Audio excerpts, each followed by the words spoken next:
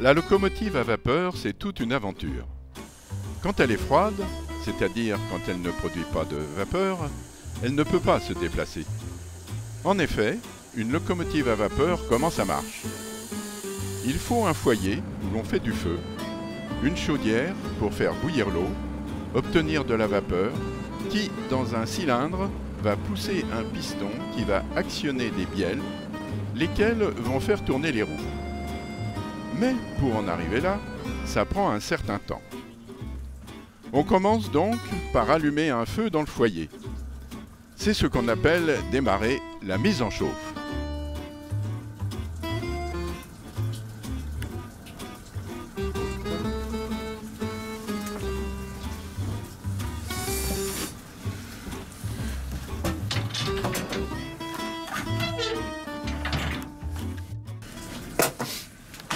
Donc là on a fait un feu de chiffon sur l'arrière pour avoir des belles flammes pour mettre du petit bois.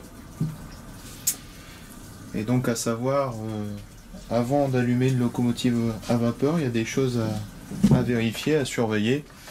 Et donc ici on voit bien qu'on a de l'eau dans la chaudière. Et on a vérifié aussi l'état général de la chaudière avant d'allumer, voir s'il n'y a pas eu de fuite depuis la fois dernière. Donc l'allumage, c'est parti pour à peu près une dizaine d'heures d'allumage pour être prêt au départ.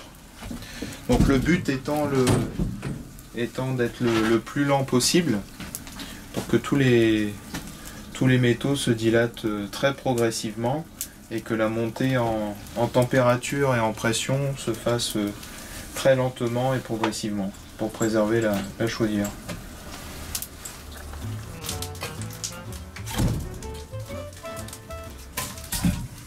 Donc là, par rapport à toute la grille qu'on appelle foyer, donc on fait un feu sur l'arrière vers la cabine, ce qu'on appelle les talons.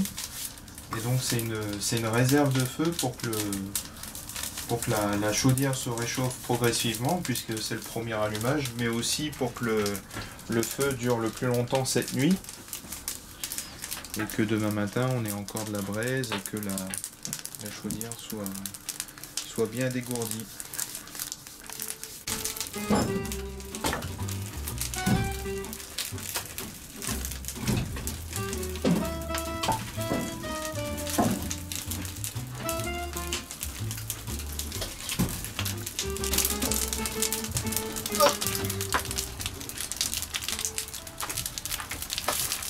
Donc là on est samedi, 8 h du matin, et donc on relance le feu pour pouvoir ce coup-ci plus réchauffer la chaudière, mais bien monter en pression.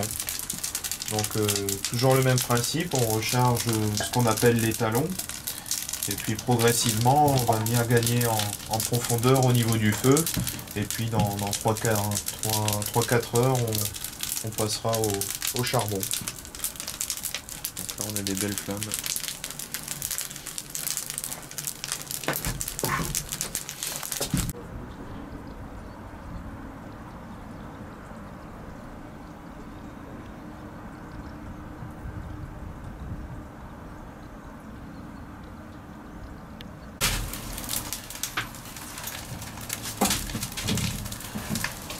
Et hop. Donc là il est 9h30. Et donc il y a à peu près la moitié de la grille qui est en feu. Donc toujours au bois. Hein. Et on commence à avoir des belles braises. Hop. Voilà.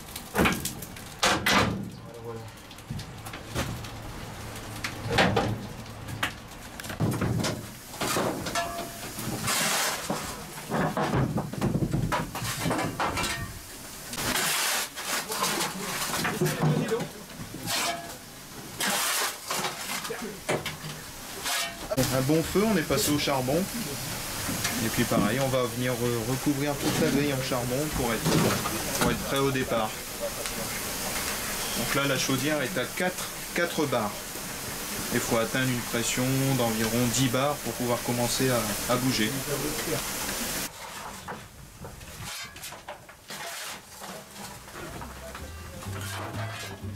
Accroché en permanence à la locomotive, il y a le tender qui contient l'eau et le charbon. À partir de ce moment, la vapeur envoyée dans les cylindres, un de chaque côté de la machine, va faire tourner les roues. La locomotive peut enfin se déplacer. Le chauffeur surveille le niveau d'eau dans la chaudière et met régulièrement du charbon.